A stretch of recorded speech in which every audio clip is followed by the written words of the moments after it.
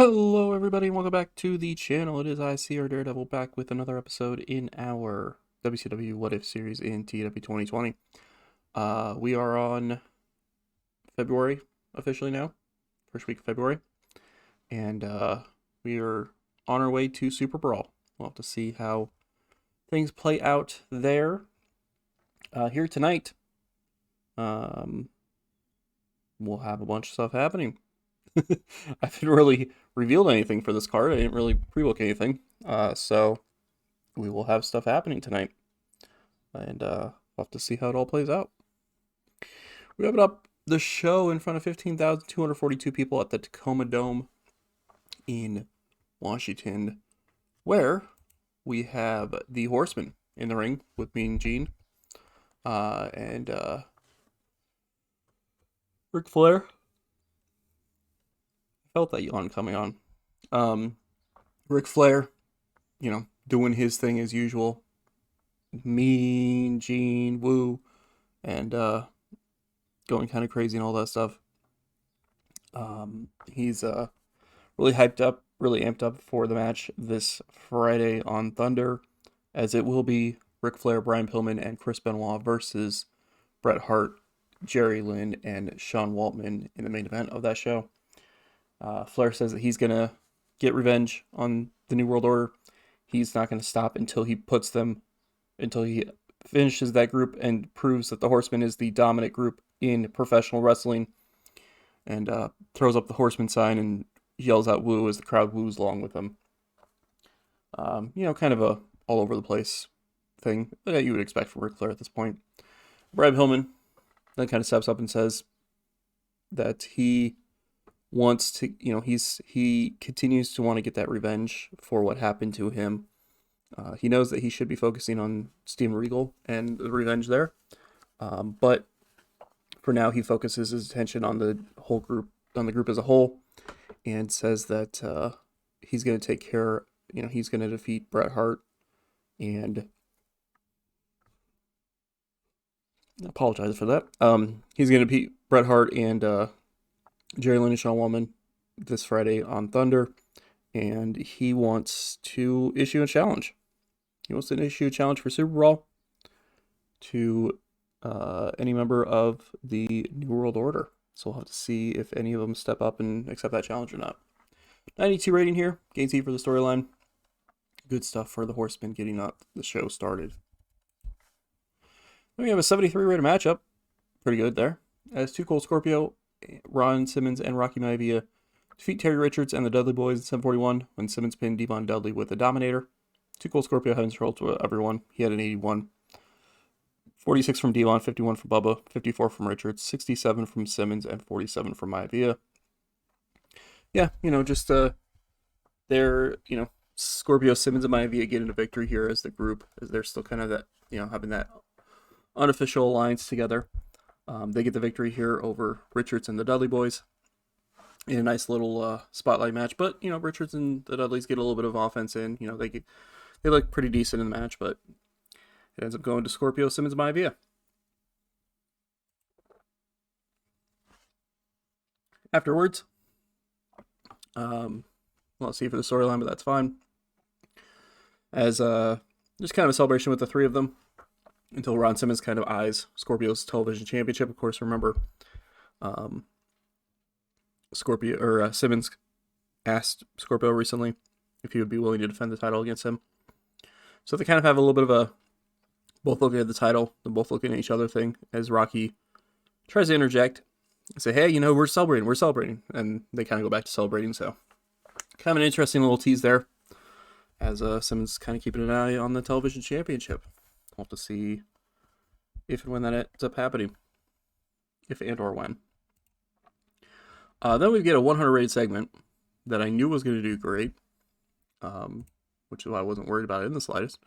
That has Sting backstage with an interview, even though he struggled when going off script, apparently, where he is talking about trying to win back the WCW World Heavyweight Championship. He says that he enjoys being the tag team champion. He likes facing a lot of the young and upcoming tag teams here in WCW, as well as some of the other people who are kind of, again, thrown together as a tag team. He enjoys being that, but of course, you don't get into this business without wanting to be a world champion. He's done it before. He wants to do it again at least one more time, and all that kind of stuff. And this is, he's talking about wanting to face Steve Austin. Steve Austin being a hell of a talent, and he's looking forward to the match when he gets confronted by Raven of all people, which is kind of interesting. It's things like, things just kind of stand there. Raven says, "You talk about that tag team title, being proud of being the tag team champions, yet you have consistently ignored the threat of the flock. That changes tonight, because we so eloquently will take those championships from you here in the main event tonight, and you will be left just a broken old man trying to hold on to whatever you have left." And then Raven walks off and sings like, "Okay, well, I guess I have a tag team title defense to prepare for tonight."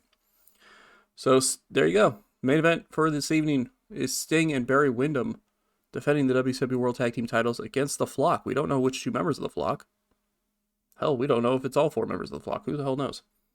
But they are defending against two members of the Flock here tonight in the main event. So that should be a very interesting match indeed. We get a 66 rated segment. It is just Jushin Thunder Liger being interviewed by Gene Okerlund, talking a little bit about the Cruiserweight Championship, about his history in Japan, coming here to America, getting used to things, and then also talking about Lance Storm, of course, who seems to want a shot at the Cruiserweight Championship. We'll have to see if it ends up happening, but 66 here kind of is what it is, I'm trying to get his popularity up, and so obviously a 66 rated segment will help that. But I'm trying to get his popularity up so that way he can actually defend that championship against people who aren't, who are unimportant level, instead of having to depend on having people more popular than him in the matches. But not too bad of a promo there, honestly. I mean, Gene Okerlund definitely helped it out, but still, not too bad of a promo. Speaking of 66, we get a 66 here, as Alex Wright defeats Lance Storm in 8:37 by disqualification, thanks to Chris Jericho running and attacking him. 65 from Alex Wright, 64 from Lance Storm. Lost heat for the Wright and Jericho feud, but that's fine. Honestly, I kind of expected a little bit more from these two, but it is what it is. It is what it is. We will have to see. We'll have to see what ends up happening in the future there. But Lance Storm losing this matchup, but it was by disqualification. Alex Wright getting a victory, thanks to Jericho interfering and attacking him. Security come in and separate Storm and Jericho from doing much more, as they check on Alex Wright there a little bit. We get a 92 rated segment here, which did a lot better than I expected, honestly. I mean, I wasn't expecting this to be terrible, but I wasn't expecting to get a 92. Especially because I had them both improvising. I didn't script either one of them. As we get a backstage segment with Jeff Jarrett and Kurt Hennig of all people. Jarrett's kind of talking about, it's one of those things that he's kind of like, he's actually the one that's doing the backstage interview, kind of talking about breaking that guitar over Cactus Jack, about how people here in WCW don't seem to like him, don't seem to like the fact that he has his list of people that he's going for, but he doesn't care. He's not here to make friends. He's here to take care of the names that he has on his list. And this is when Kurt Hennig rolls up to kind of have a little bit of a stare down between them. And Kurt says, "Hey, maybe I'm on that list, maybe not. I don't care. But you know what? You say that you're not here to make friends, but you know what? You and I could have a little bit of an alliance here in this company. We could end up doing some things together. Both of us, we have some similarities. Families are well encrypted, or our families have been in the wrestling business for quite some time.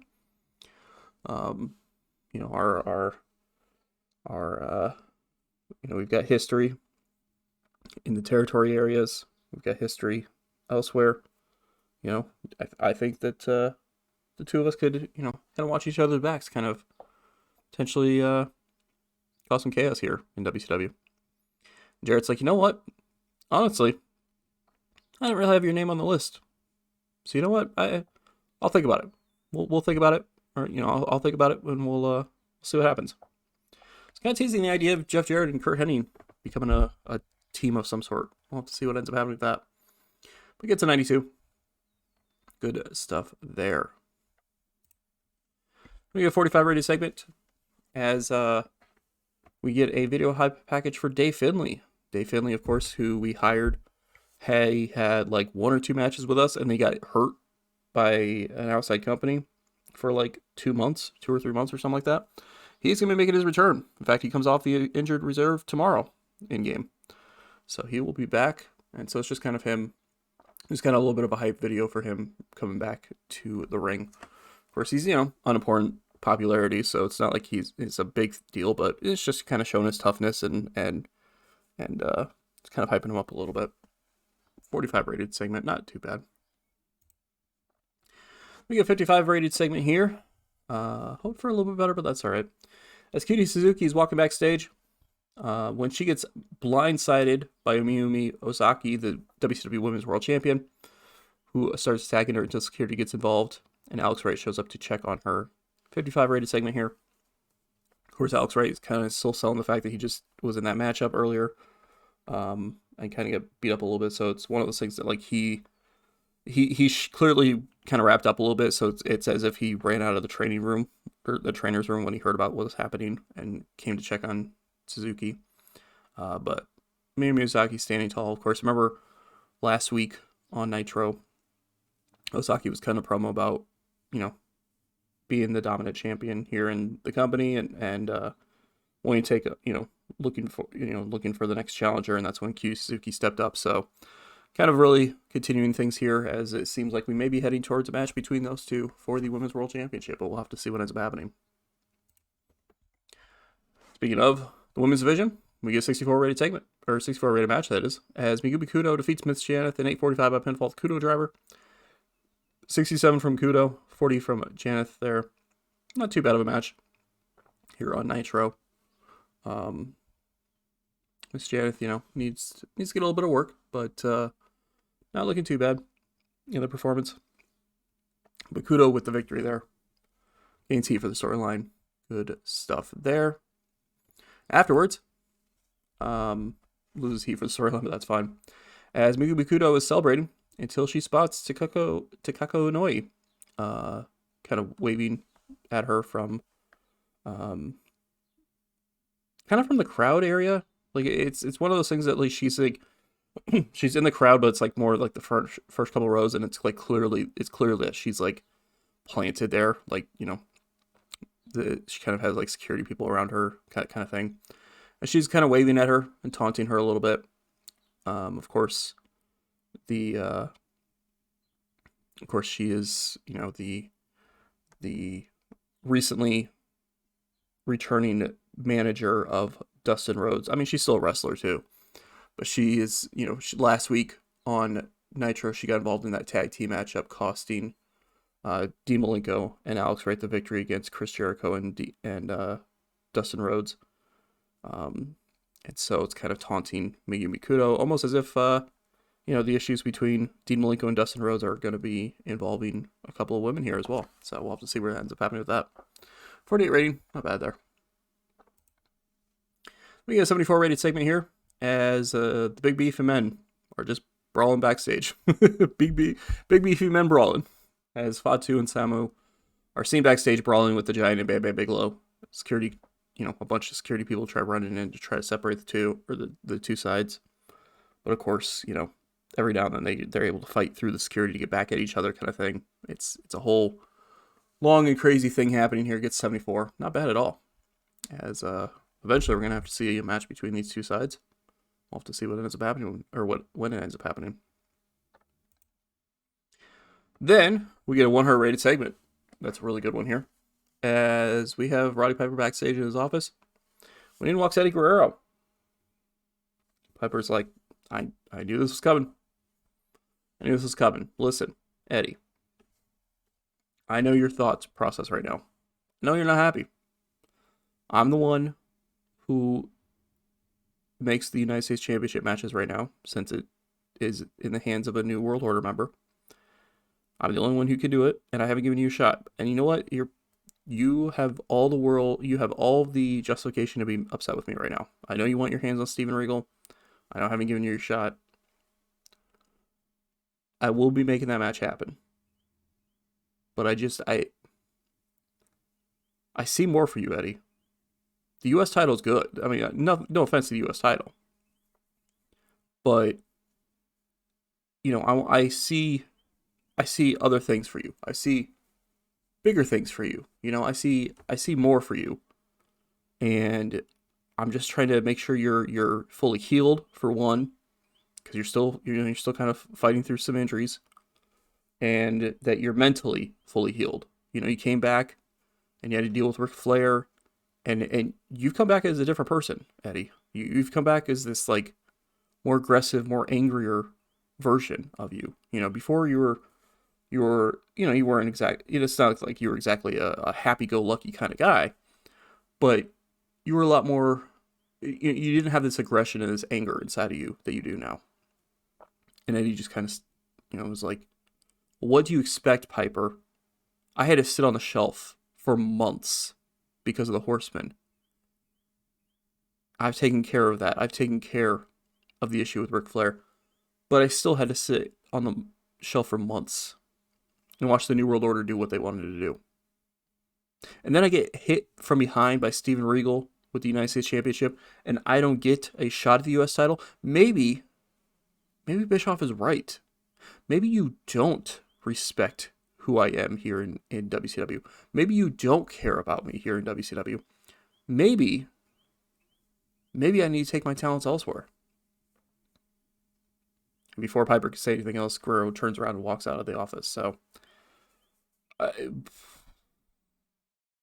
don't know what's going on, but something crazy is building here. Eddie Guerrero teasing the idea of possibly going elsewhere. Not sure what that means. But there you go. 100 rated segment here.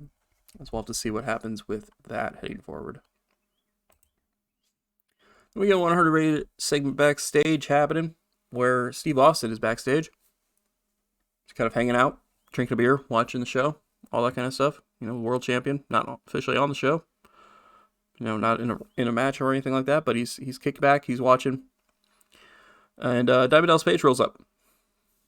And Page is like, what are you doing? And I was just like, what the hell do you think I'm doing? I'm cracking a beer open, I'm drinking, watching the show. Getting ready to watch that main event. Want to see Sting in action. I'm going to just kind of study him a little bit. Kind of get prepared for my future opponent for that world title. And Paige is like, yeah, but aren't you upset right now? And Austin's like, what are you talking about? Why would I be upset? Paige is like, because somebody else is getting a tag title shot. We're supposed to be getting that tag title shot. And Austin just kind of rolls his eyes a little bit. He's like, Dallas, I don't know what to tell you. I said I wasn't focusing on getting the tag team titles back. I appreciate that you want to get them back. I appreciate it. I appreciate that match is probably going to end up happening. Especially since, that's how things usually go. There's usually tag team matches before a big singles match like this. So I appreciate that that's going to probably happen. But I don't, I'm the world champ. I'm the WCW World Heavyweight Champion. I don't, I need to focus on being the world champion. I need to focus on representing the company well. I need to focus on all that kind of stuff. And at the same time, I actually don't mind Sting and Barry Windham as the tag champions. They're doing a good job. They're doing, they're having fun out there. They're helping elevate the tag team division. Paige and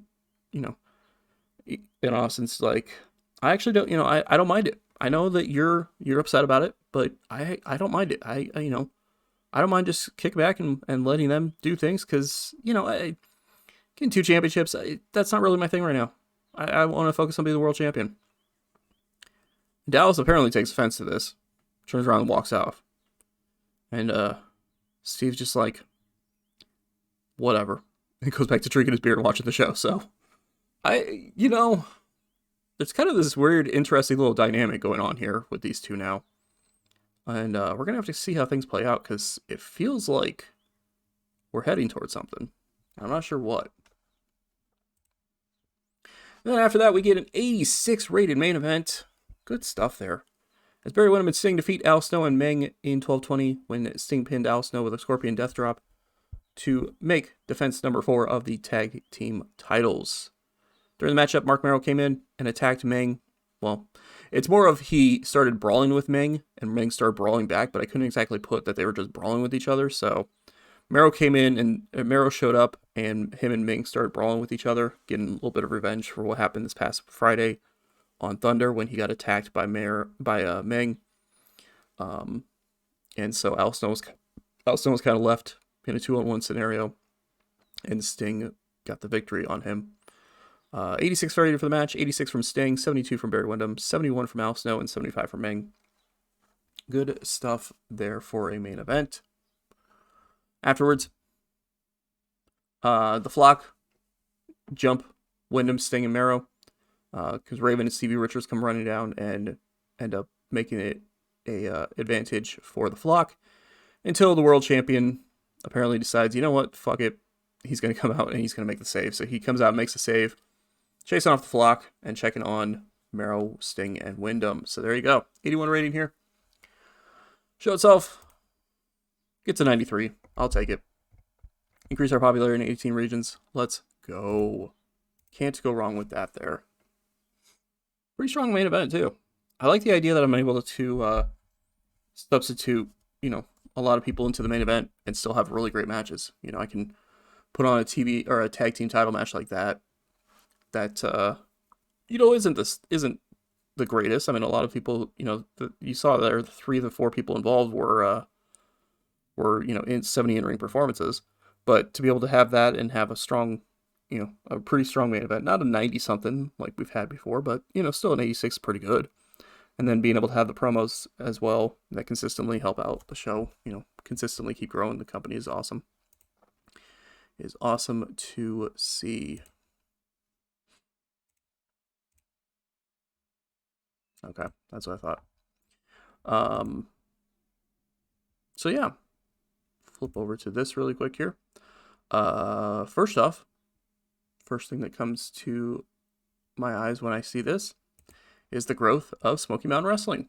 For those who are unaware, who might have missed it when I brought it up in this series, Smoky Mountain Wrestling is actually our developmental company. We bought them out a while back, and we are using them as a developmental company, and they've risen to medium size. So there you go. Our developmental company is now medium size. We'll have to see what that ends up happening with that. Now, you see here everybody on the roster. Those are not all people who are under contract with us. I still have it set up where some people are under contract with SMW, but they're not under contract with us. So, like, for example, Brian Lawler is on a handshake deal with SMW. He's not actually hired by them, but, like, Charlie Haas is on a developmental deal with us. So, some people are there that we have under contract in a developmental setting, and some are just, hanging out there. So, but we'll have to see what that ends up happening. Now that they're medium sized, they might be able to offer their handshake people an exclusive ring deal, and we'll have to see where things play out with that. Ratings for the night. 9.7 million people watching Nitro here. Good for 4th on the night, behind The Simpsons, The Oprah Winfrey Show, and the NBA on NBC. Raw had an 85, which is pretty good. I'll give them credit for that one. That's a really good rating for them, as they had Scott Hall and Diesel defeat Shawn Michaels and The Warrior in the main event. So that makes sense. And Henry O. Godwin won the Intercontinental Championship in a triple threat match against Road Warrior Animal and Yokozuna. So Henry O. Godwin in this universe is the Intercontinental Champion. That's something. That's certainly something. ECW had a 69 for their TV taping. Saw the Sandman defeat Jesus Castillo Jr. in the main event to a 73 rating. Of course, Jesus, a member of WCW's roster as well, because again, Raw, WCW and ECW kind of sharing some of the same talent. So there's that. Saturday night, not really anything happened there, but I know some people want to keep watching. People want to keep seeing what happened on Saturday night, even though I don't. I'm not really doing anything with it. As you see here, RVD and Beulah McGillicuddy had a segment where they're just kind of hanging out, Beulah's managing RVD. So they're just kind of hanging out a little bit there. Same with Teddy Long and Billy Kidman. Teddy Long's managing Billy Kidman, so it's just them kind of hanging out, whatever. Then we had a interview from Brad Armstrong, or segment, promo from Brad Armstrong, an interview with Tajiri, and then Brad Armstrong defeated Tajiri in the only match on the show. So Saturday night's definitely one of those, like, it's kind of like a recap-ish kind of show that also has like one match kind of featured. So it really is kind of like a C show at this point, where it's just like, here's one match that we're doing as a throwaway that would technically be like a dark match on Nitro or Thunder. And then here's a few segments of like trying to build people up kind of thing. But there's that. So that's going to do it for this episode. We are going to keep Thunder and Nitro separate this week. Honestly, probably heading forward, I probably am going to keep them separate. If there are weeks that I'm like, I really want to get this in on this week instead, then I'll combine the two into one. But I'm kind of like the idea of doing Nitro and Thunder as separate episodes for the time being. That might change in the future. It might be one of those things that maybe I don't want to do 4 TEW videos a week on non-pay-per-view weeks. But we'll see what happens. We'll see what happens with it. Maybe especially on weeks that like I have pay-per-views. Maybe I'll combine them together, which, to be fair, I think I have one this week, but whatever. The point is, we'll kind of see how things play out. But that's going to do it for this episode. Thank you all for watching. Definitely appreciate it. If you like the channel, definitely hit the subscribe button so you can get daily videos. Also, follow me over on Twitch. See our Daredevil there, as you see. As you saw yesterday on the channel, we uploaded a stream that we did of a game that was on there. We are trying to do more frequent streams on there now. Last week I did 3 streams, I believe. So we're trying to do a little bit more streams, a little bit more often there. So definitely come in and hang out for those, as we are starting to try to grow that channel a little bit more as well. But that's going to do it. Thank you all for watching. In this series, we will catch you on Friday for our next episode of Thunder, where we will have that big 6-man tag match in the main event. And on the channel, we will catch you tomorrow for yet another video.